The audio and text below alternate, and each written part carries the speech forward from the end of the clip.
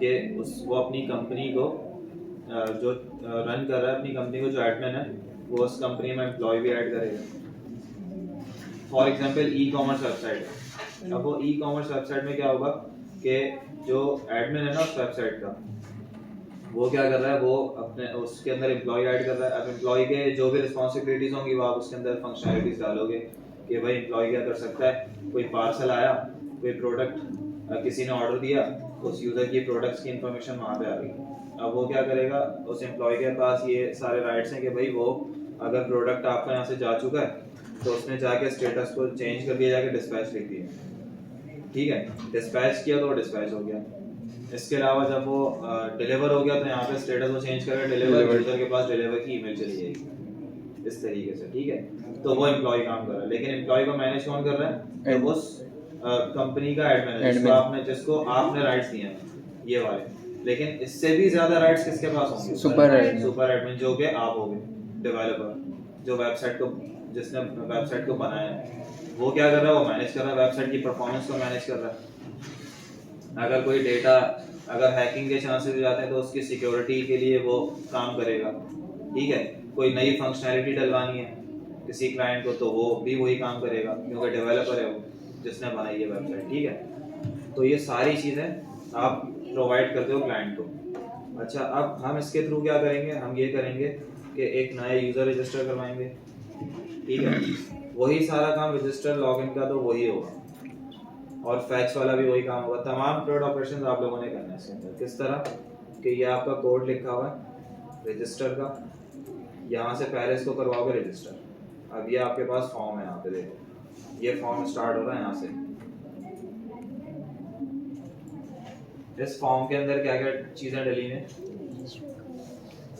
अगर हम रजिस्टर पे जाते हैं तो ये फर्स्ट नेम, लास्ट नेम और ये सब चीज़ें होंगी। अच्छा, अभी मैंने ना यहाँ पे एडमिन लिखा हुआ है। एडमिन सिर्फ और सिर्फ लॉग इन करता है, रजिस्टर नहीं करता, ये बात याद रखनी है आपको। ठीक है, एडमिन को हम रजिस्टर नहीं करवाते, सिर्फ और सिर्फ लॉग इन करवाते हैं।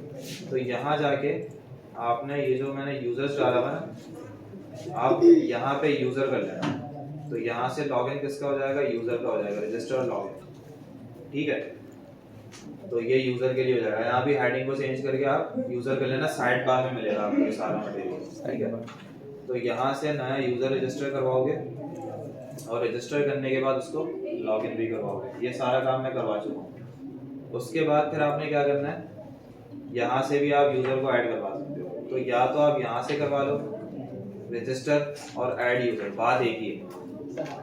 तो ऐड यूजर में आप रजिस्टर ही करवाओगे सिंपल। तो आपने क्या काम करना है, एक काम करो, इसको छेड़ो ही नहीं, इसको ऐसे ही रहने दो। यहाँ पे आके ऐड यूजर कर लेना, इसको ठीक कर देना है। ऐड यूजर में आके ये जो किया हुआ है ना हमने, यहाँ पे जाके इसको ठीक कर देना।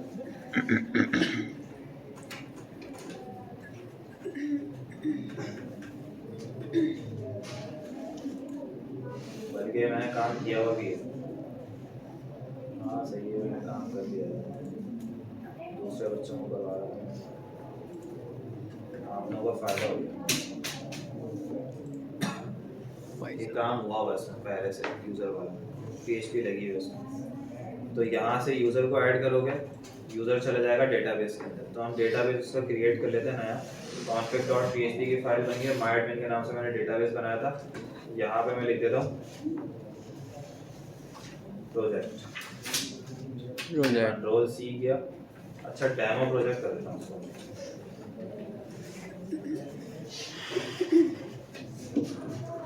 सर इसमें कॉन्फ़िग की फाइल थोड़ी तरीके से आपने थोड़ा अलग करा, हम लोग तो ऐसे ही करेंगे।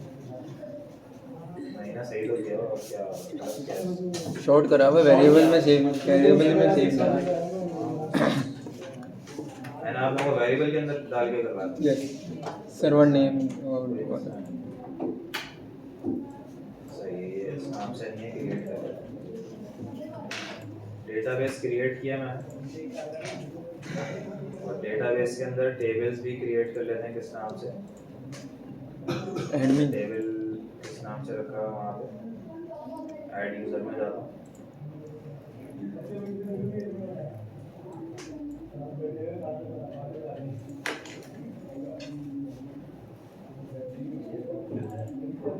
यूज़र के नाम से यहाँ पे मेरे पास टेबल पड़ा हुआ होगा आइटम वाला ये है बना हुआ इसमें। यहीं से उठा रहा हूँ।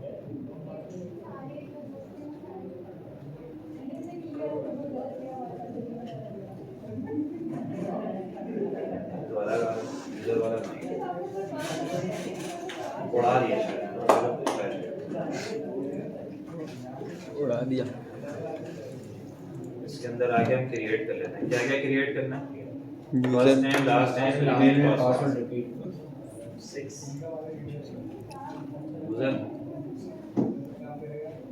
First name, last name, email, password और आईडी। सर स्टेटस भी लो जरूरी नहीं है, आपकी मर्जी है। डाल देना चेक कर ID, first name, last name इसी तरीके से लिखा हुआ ना सब वहाँ पे। Email, password, repeat password. सही है, ये लिखा हुआ है। स्टेटस नहीं है इसमें, जब ये नहीं डाल रहा हूँ। पास लिखा हुआ है आपके पास और क्या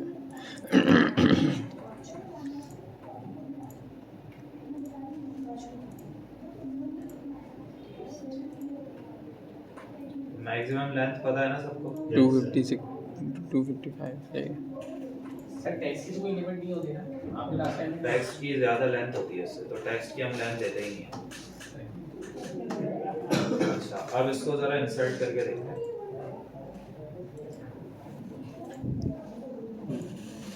सुभान अहमद सुभान बनाने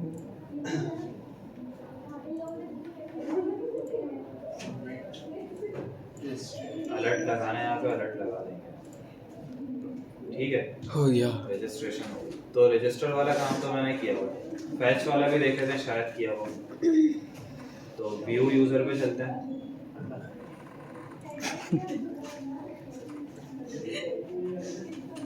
व्यू यूज़र नहीं हुआ होगा, या आपने करना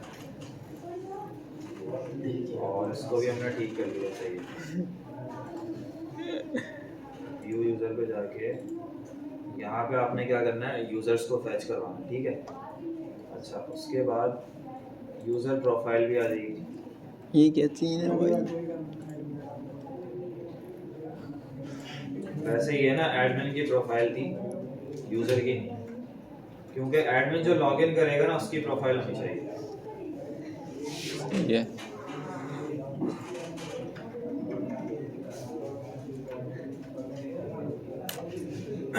ठीक है, ओए भाई तो जो एडमिन लॉगिन करेगा उसकी प्रोफाइल होनी चाहिए।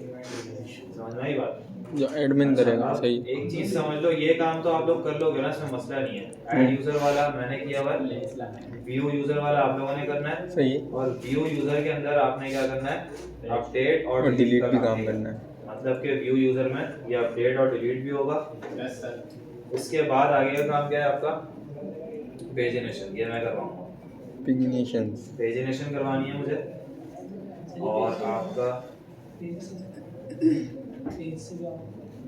दूसरे में क्या चले होगा, अभी कितने रिकॉर्ड्स आ रहे हैं? 3 तीन आ रहा है, तो मैं चाहता हूँ कि 3 ही है।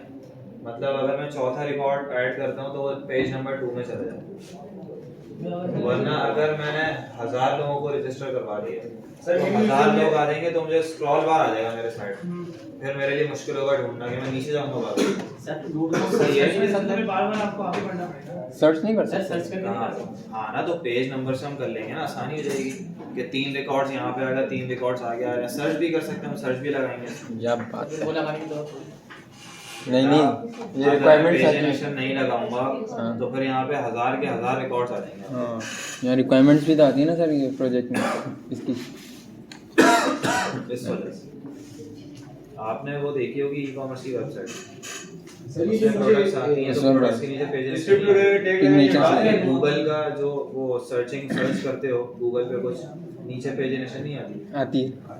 ज़्यादा लिंक्स होते आते हैं उसके नीचे पेजिनेशन आती है। ज़्यादा लिंक्स होते हैं ना तो वो दूसरे पेज पे। सर्च चल रहा है वैसे। नहीं अभी नहीं चल रहा, अभी इस पे काम नहीं हुआ। काम करना है, आप लोगों को करवाऊंगा ना डायरेक्ट। जो काम मैंने आपको करवाया था वो तो हुआ बस के करना है ऐड यूजर वाला हुआ, व्यू वाला आपने करना है, अपडेट वाला करना है, डिलीट वाला करना है। 3 करने हैं। सर ये जो इसमें नीचे उन्होंने स्क्रिप्ट आपने एसआरसी के आपको एक टैग लगाए हैं, स्क्रिप्ट एसआरसी के अंदर जो लिंक वगैरह दिए वो रिमूव कर दिया नहीं? कहाँ कुछ भी रिमूव नहीं करना। जो ऊपर से बॉडी आप रिमूव कर देते कहाँ सर आपने वो ऊपर से डिलीट वगैरह नहीं किए थे चीजें, मतलब कि बेटा आपको रिमूव करना है, आप यहाँ पे जाके फाइल के अंदर देखो कौन सा जो कोड लिखा हो कहाँ तक लिखा हो, नहीं उसी नहीं सर कोड को इन फाइलों में नहीं, जैसे कॉन्फ़िग ये फाइल हो गई, वो लॉगिन की हो गई। वही तो समझा रहा हूँ, बात पूरी सुन लिया करो, उसके बाद फिर सोचा करो कि मैंने कहा क्या है। हेडर की फाइल में जो कोड लिखा हुआ है ना, यही कोड वहाँ पे मैच करो, जहाँ तक यहाँ पे कोड लिखा हो उतना कोड वहाँ से हटा दो और इंक्लूड कर लो हेडर को, सिंपल। इसी तरह फुटर में करो, जितना कोड फुटर में लिखा हुआ है वही वहाँ से मैच करो, हटा दो वहाँ से। समझ में आई बात? सिर्फ हेडर का ना, सिर्फ हेडर का ना, ये तो पूछ रहा हूँ।